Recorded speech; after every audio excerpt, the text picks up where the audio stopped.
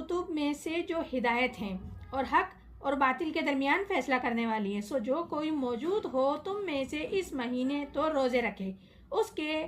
اور اگر کوئی بیمار ہے یا سفر میں ہو تو اس کی گنتی کر لے، پھر دوسرے دنوں میں اسے مکمل کر لے.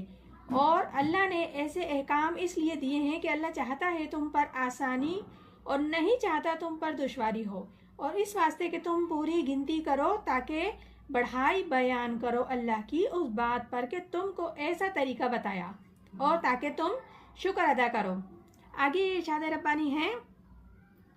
پہلے اس آیت کی تھوڑی سی پروردگار تمہید ہے جو ہم مانتے ہیں کہ روزے کی آخری منزل مطلوبہ یہ ہے کہ تمہارا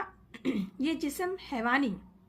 کچھ کمزور پڑ جائے اور روح ربانی جو تم میں پھونکی گئی ہے اسے ایسی تقویت مل جائے